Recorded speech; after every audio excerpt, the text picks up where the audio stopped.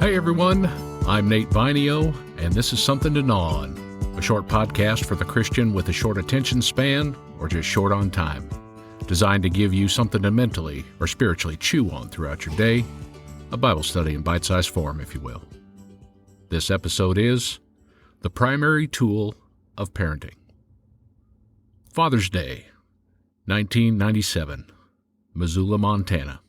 I walked into church with my 6-month-old girl smiling inside her carrier.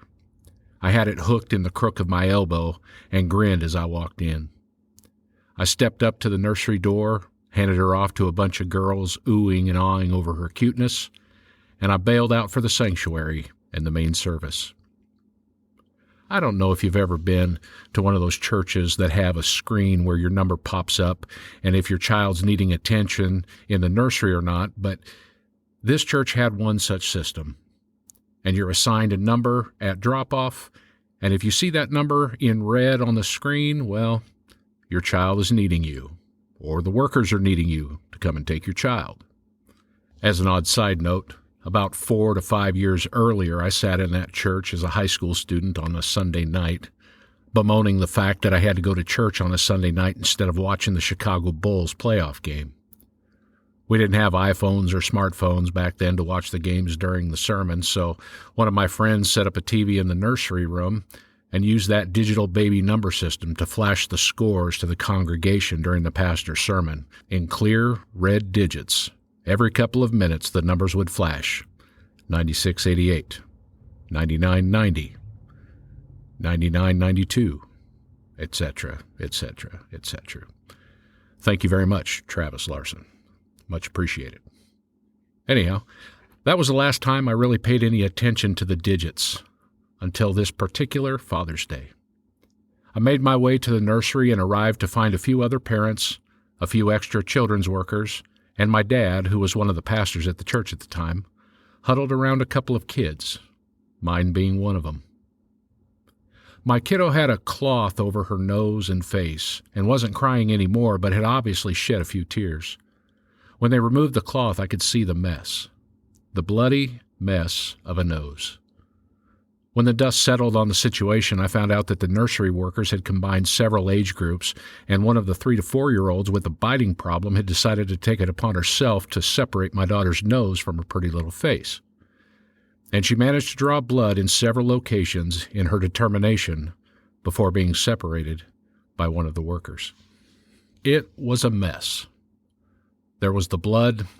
There were the nursery workers standing by, ashamed that this had happened on their watch. There were the parents of the offending girl standing with their daughter, who were wondering what amount of money for plastic surgery was be necessary to fix this. There was my dad, the pastor, who had also been a mentor to this other couple, as well as the grandfather to this bloody-nosed kid. And then there's me and my daughter. There was all the basic first aid, the shock, the apologies, the promises, the drama, the incident reports, and all that come with a situation like that. And honestly, for the most part, it was a blur. We got her cleaned up, put in her carrier, and as I walked out of the church, a news crew from the local network station set their eyes on me as I walked by and suckered me into a quick question slice-of-life interview. I just prayed they wouldn't get a video of her swollen red nose. I have no recollection of what I said. I just remembered the oddity of the moment.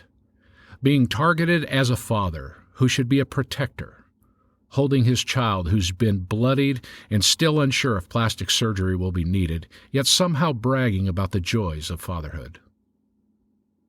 The idea of permanent facial disfigurement weighed on me. In retrospect, this may have been the first time I prayed deeply for her well-being. And it certainly wouldn't be the last. In the end, though, there was no permanent damage. No plastic surgery was necessary, and she's grown up to become a beautiful and accomplished young woman. It's amazing how being a parent will drive you to pray. When you realize how little control you have over life, and at the same time you're well acquainted with the level of responsibility you've been given, prayer for your children is the primary tool.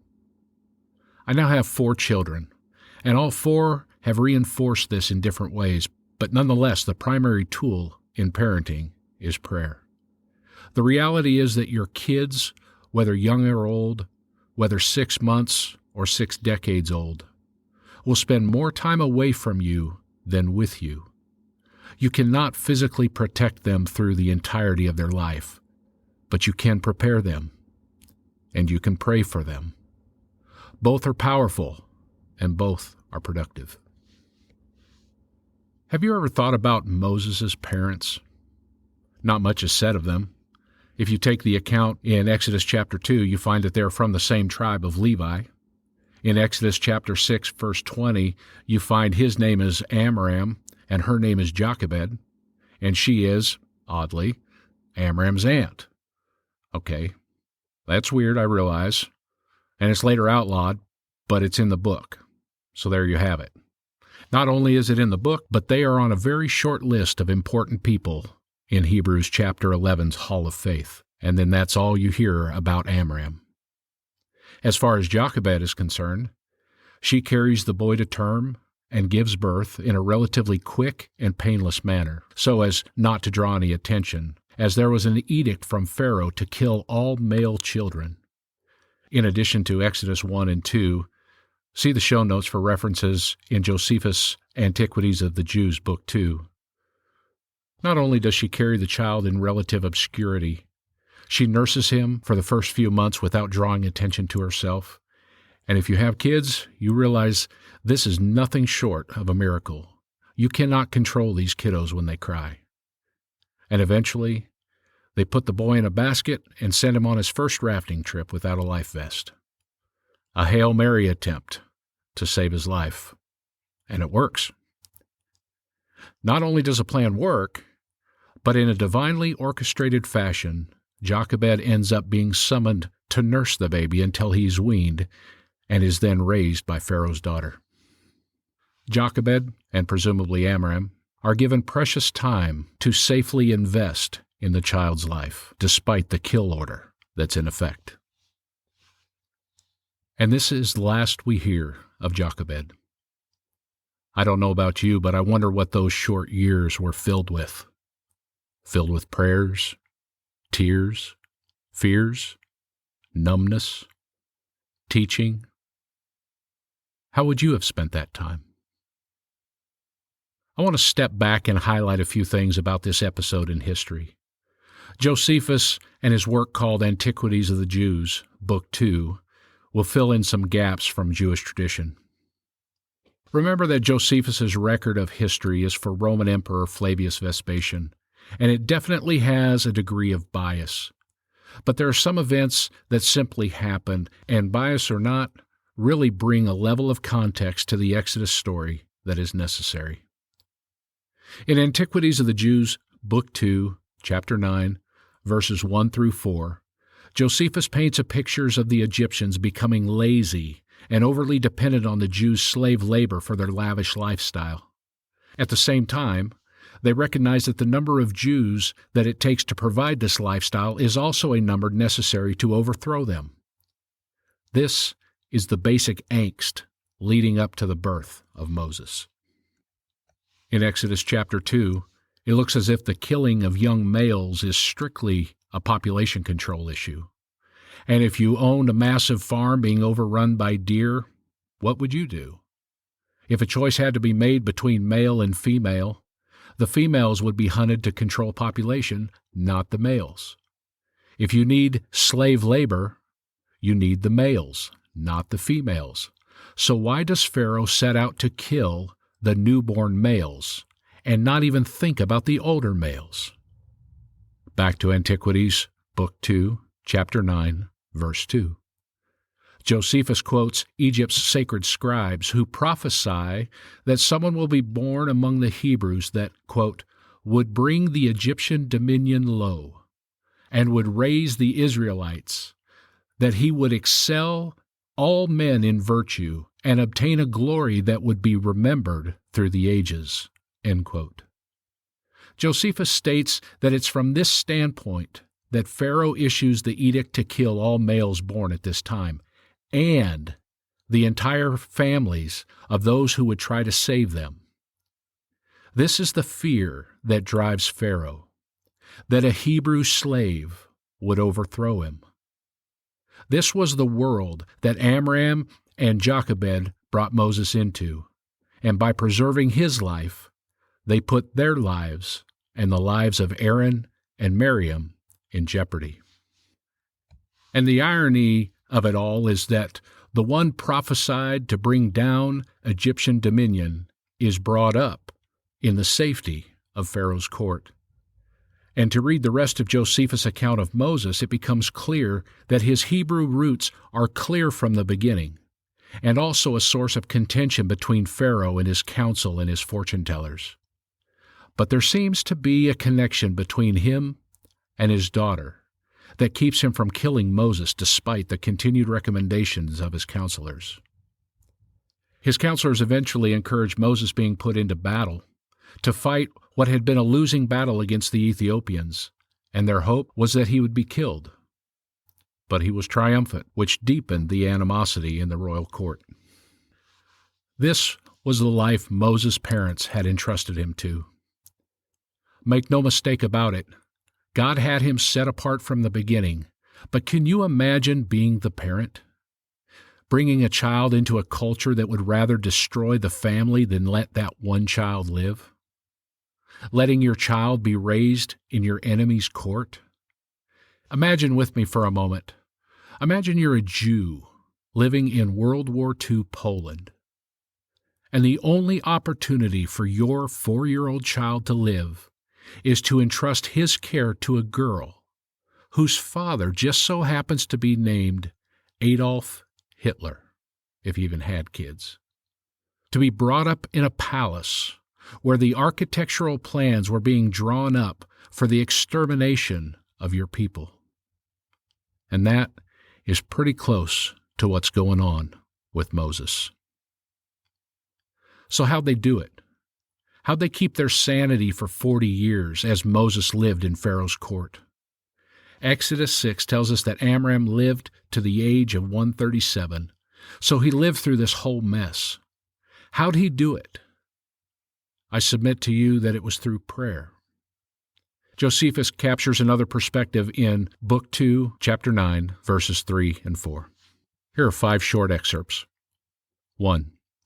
A man whose name was Amram was one of the nobler sort of Hebrews, was afraid for his whole nation, lest it should fail by the want of young men to be brought up hereafter. 2. He betook himself to prayer to God, and entreated him to have compassion on those men who had nowise transgressed the law of his worship, and to afford them deliverances from the miseries, and to render abortive the enemy's hopes of the destruction of their nation. 3. Accordingly, God had mercy on him, and was moved by his supplications. He stood with him in his sleep and exhorted him not to despair. In a vision, then, God retraces his faithfulness to Abraham, Isaac, and Jacob. 4. Eventually, Amram reaches this conclusion. He determined rather to entrust the safety and the care of the child to God than to depend on his own concealment. And 5. And here is how Josephus summarizes this episode with Amram and Jochebed for Vespasian. Quote, where God demonstrated that human wisdom was nothing, but that Supreme Being is able to do whatever he pleases, that those, the Egyptians, who, in order to secure their own safety, condemn others, the Hebrews, to destruction and use great endeavors about it, fail of their purpose, but that others are in surprising manner preserved, obtaining a prosperous condition almost from the very midst of their calamities, those, whose danger arise by appointment of God. And indeed, such a providence was exercised in the case of this child, as shown by the power of God. God clearly answers Amram's prayer. We sometimes read the most common verses of the Bible with a cavalier or calloused attitude. One of the most basic passages on prayer comes from Philippians 4:6-7. Quote, "Do not worry about anything. Instead, pray about everything, telling God what you need and thank Him for all He has done. Then you will experience God's peace, which exceeds anything we can understand. His peace will guard your hearts and minds in Christ Jesus." Can we apply this to the most extreme situations, like Amram and Jochebed, as well as the most basic?